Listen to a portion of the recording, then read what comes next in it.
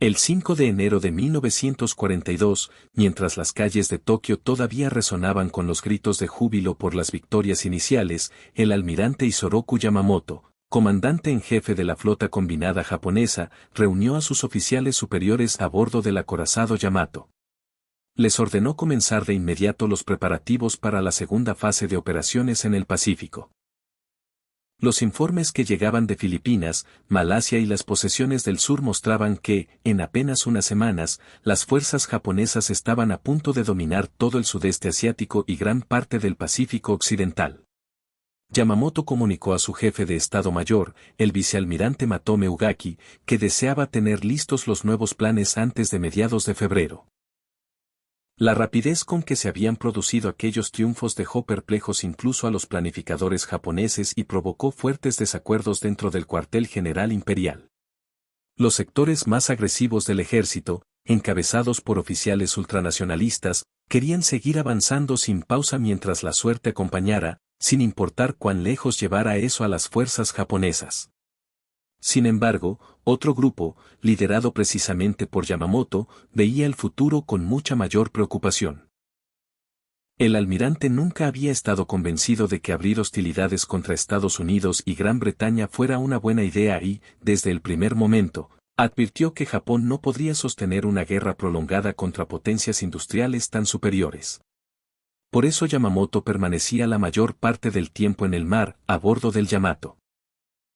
Algunos amigos suyos en Tokio temían que, si se quedaba en la capital, los sectores más radicales del ejército pudieran atentar contra su vida por sus opiniones contrarias a una guerra sin límites.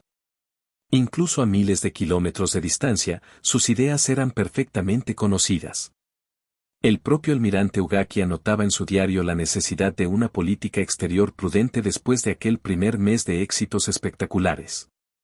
Eran palabras que el propio Yamamoto repetía una y otra vez. Japón podía ganar batallas iniciales, pero nunca una guerra larga contra Occidente.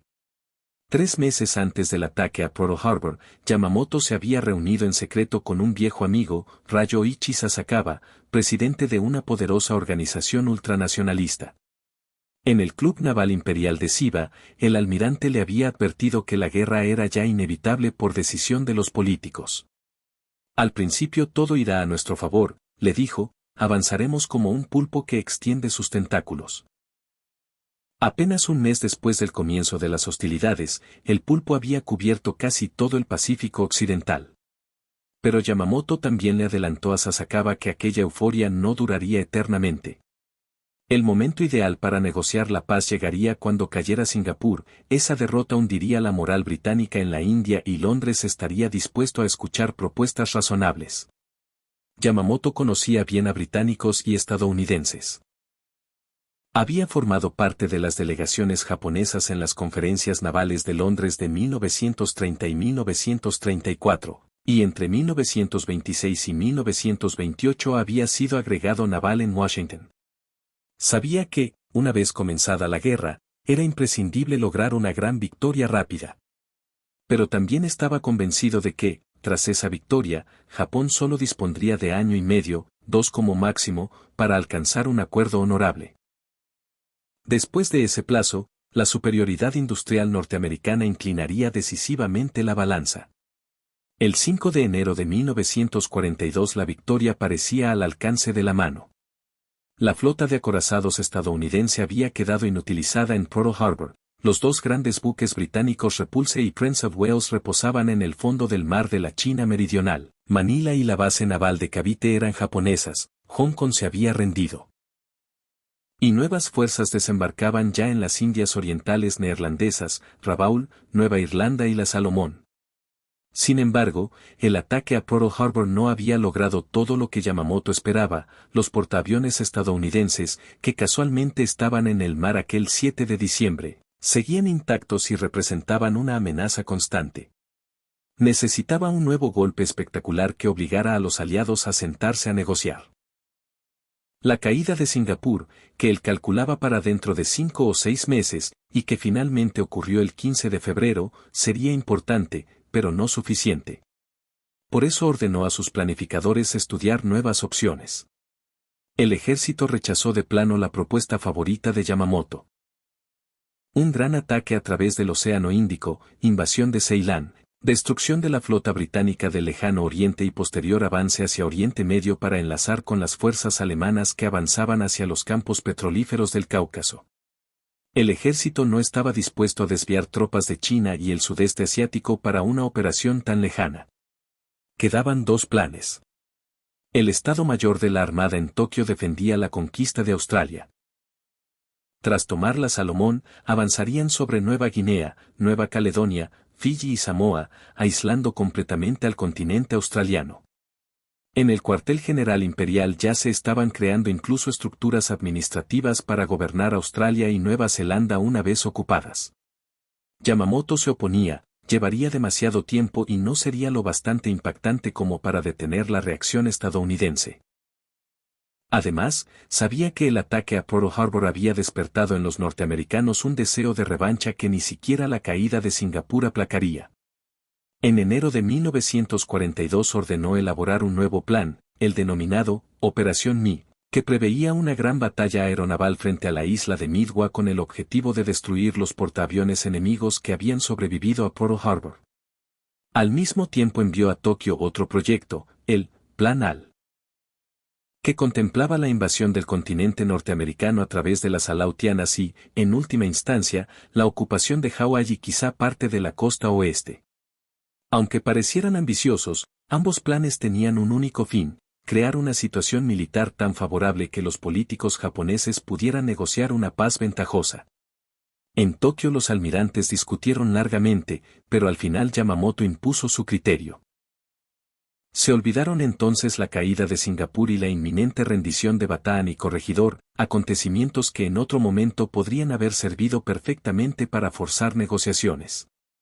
Todo cambió por un suceso inesperado. El 18 de abril de 1942, 16 bombarderos B-25 al mando del teniente coronel James Doolittle despegaron del portaaviones Hornet y bombardearon Tokio y otras ciudades japonesas. El raid causó daños materiales mínimos, pero el impacto psicológico fue enorme. Por primera vez desde el comienzo de la guerra, los japoneses comprendieron que el territorio nacional no estaba a salvo. La necesidad de eliminar la amenaza de los portaaviones estadounidenses se volvió obsesiva. Mientras Yamamoto preparaba la operación de Midway, el Estado Mayor Naval en Tokio continuaba empujando hacia el sur. El 23 de enero habían tomado Rabaul, que se convirtió en la gran base avanzada japonesa. Desde allí lanzaban constantes reconocimientos y bombardeos contra Nueva Guinea y la Salomón. Los australianos, alarmados, comunicaron a MacArthur, recién llegado a Australia tras escapar de Filipinas, que un ataque masivo contra Nueva Guinea parecía inminente y que, de tener éxito, el norte de Australia quedaría prácticamente indefenso. En mayo de 1942, justo antes de la batalla de Midway, los japoneses intentaron tomar Port Moresby por mar, pero fueron rechazados en la batalla del Mar del Coral, el primer gran combate exclusivamente aeronaval de la historia. Aunque tácticamente la batalla fue más bien un empate, estratégicamente representó una victoria aliada porque detuvo la amenaza inmediata sobre Port Moresby. Los japoneses ocuparon sin embargo Tulagi, en la Salomón, y comenzaron a construir una base de hidroaviones. La batalla del Mar del Coral convenció a los mandos aliados de que los japoneses prepararían un nuevo avance hacia el sur. MacArthur pidió urgentemente más portaaviones y 1000 aviones adicionales, pero en Washington el almirante Ernest J. King, jefe de operaciones navales, solo podía prometerle 2 portaaviones operativos en todo el Pacífico hasta finales de junio. El comandante de la Flota del Pacífico, almirante Chester W. Nimitz, ya había advertido de un gran movimiento japonés que finalmente resultó ser Midway. Independientemente de Yamamoto, el cuartel general imperial había aprobado la operación contra Port Moresby, Nueva Caledonia, Fiyi y Samoa, que debía reanudarse en julio, una vez concluida la operación de Midway y con la flota combinada de vuelta para proteger el avance. La derrota japonesa en Midway, ocultada incluso a muchas unidades propias y presentada como victoria, no alteró esos planes. A principios de junio, los servicios de inteligencia australianos informaron a MacArthur que los japoneses parecían listos para reanudar su ofensiva sur. MacArthur propuso entonces un contraataque preventivo, tomar primero el área Rabaul Nueva Bretaña Nueva Irlanda y luego asaltar la propia Rabaul con 2 portaaviones, 1000 aviones y una división anfibia. El 12 de junio, el general Marshall presentó una versión modificada del plan MacArthur al almirante King. 3 portaaviones, una división de marines y 3 divisiones del ejército. King se opuso tajantemente, no quería que MacArthur mandara sobre fuerzas navales y, además, consideraba demasiado arriesgado exponer los preciados portaaviones a ataques desde bases terrestres. King propuso su propio plan, un avance desde el área de Nuevas Hébridas bajo mando exclusivamente naval. MacArthur protestó, pero era evidente que había que detener a los japoneses antes de que llegaran a posiciones desde las que pudieran invadir Australia.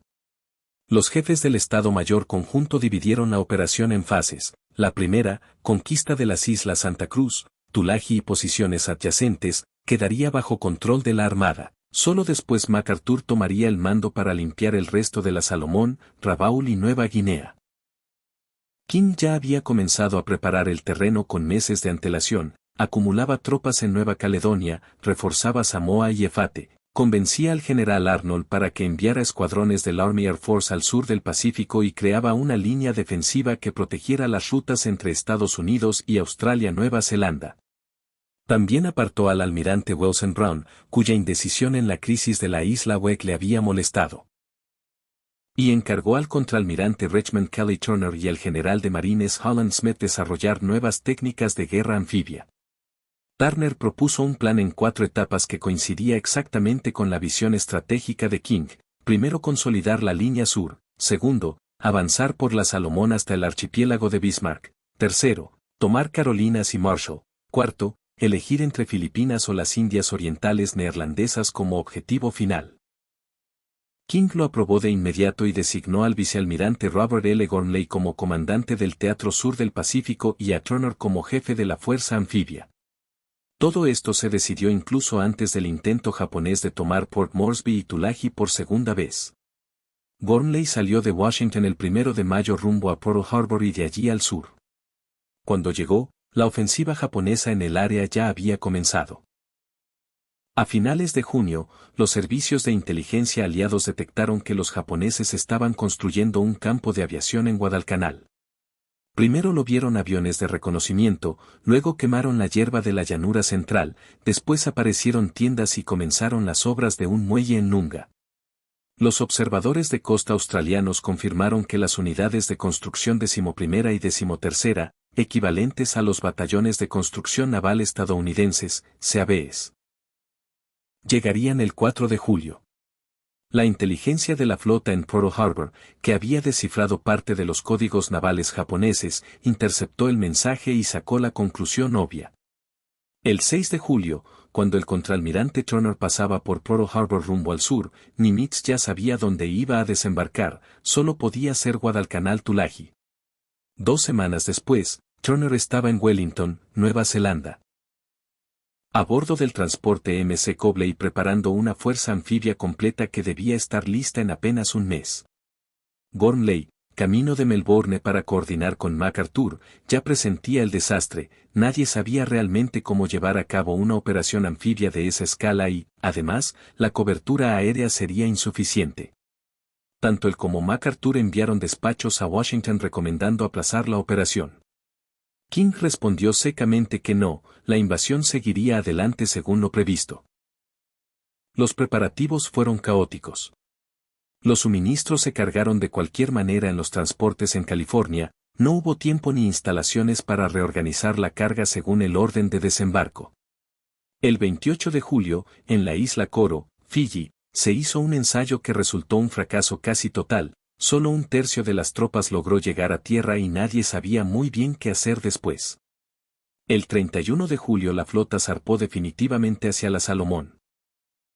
El 6 de agosto, cuando los 75 buques de la fuerza de invasión se acercaban al objetivo, el almirante Frank Jack Fletcher, comandante táctico de los portaaviones, se apartó nerviosamente con sus 3 grupos de portaaviones, Saratoga, Enterprise y Wasp. Prometió cobertura aérea durante el desembarco, pero alejó sus preciosos buques lo máximo posible. Lo que nadie en el bando aliado sabía era que los japoneses estaban igual de sorprendidos. En julio de 1942, su atención estaba centrada en tomar Port Moresby por tierra a través de la cadena Owen Stanley y en preparar nuevas operaciones contra Australia. La posibilidad de un desembarco aliado en la Salomón les parecía tan remota que ni siquiera la contemplaban. Por increíble que parezca, la flota estadounidense avanzó hacia Guadalcanal con la ventaja absoluta de la sorpresa. El 7 de agosto amaneció despejado. A las 5:30 la flota pasó a zafarrancho de combate, a las 6:00 despegaron los primeros aviones de los portaaviones. Los cazas y bombarderos en picado atacaron Guadalcanal, Tulagi, Gabutu y Tanambogo. En Gabutu destruyeron toda la flotilla de hidroaviones japoneses, en Tulagi bombardearon concentraciones de tropas. A las 8, tras 2 horas de bombardeo naval y aéreo, comenzaron los desembarcos. En Guadalcanal la resistencia fue prácticamente nula, los japoneses, en su mayoría obreros de construcción, huyeron hacia el interior. Los marines encontraron barracones sin estrenar, mesas puestas con comida todavía caliente, cuencos de arroz a medio terminar y palillos tirados por el suelo. La sorpresa había sido total. En Tulagi y especialmente en Gabutu Tanambogo la historia fue muy distinta. Allí había tropas de combate experimentadas que lucharon con una determinación que dejó impresionados a los marines. El primer batallón de Raiders del teniente coronel Merritt Adson y unidades del 2. Grados regimiento de marines se encontraron con nidos de ametralladoras perfectamente camuflados, francotiradores atados a los árboles y contraataques nocturnos de una ferocidad desconocida hasta entonces para los estadounidenses. Durante toda la noche del 7 al 8 de agosto y el día siguiente, los combates en Tulagi y las islitas cercanas fueron encarnizados. Los japoneses no se rendían, preferían morir luchando o quitarse la vida antes de caer prisioneros. Los marines aprendieron rápidamente que intentar capturar vivos a soldados japoneses podía costarles caro, varios fingieron rendirse para luego detonar granadas o atacar con bayoneta. Para las 14 del 8 de agosto, Tulagi estaba bajo control aliado, aunque los últimos francotiradores seguirían activos varios días más. En Gabutu Tanambogo la lucha fue aún más dura, de los aproximadamente 500 defensores japoneses, ninguno sobrevivió. Los marines sufrieron más de 250 bajas solo en esas 2 pequeñas islas. Mientras tanto, en Guadalcanal los marines avanzaban sin apenas oposición y al mediodía del 8 de agosto llegaban al borde del aeródromo en construcción, que pronto bautizarían como Henderson Field en memoria de un piloto caído en Midway. La facilidad del avance comenzó a generar cierta despreocupación entre la tropa, aunque los oficiales seguían nerviosos. Esto es demasiado fácil, repetían. Lo que nadie imaginaba era que, en ese mismo momento, una potente fuerza naval japonesa al mando del vicealmirante Gunichi Mikawa, 5 cruceros pesados, 2 ligeros y un destructor, navegaba a toda máquina hacia Guadalcanal para atacar por sorpresa durante la noche. La inteligencia aliada había fallado estrepitosamente, el corredor natural entre las islas, que pronto sería conocido como The Slot, la ranura, había quedado sin vigilancia aérea el día 8. Mikawa se acercaba sin ser detectado, dispuesto a infligir a la flota aliada una de las derrotas más humillantes de toda la guerra.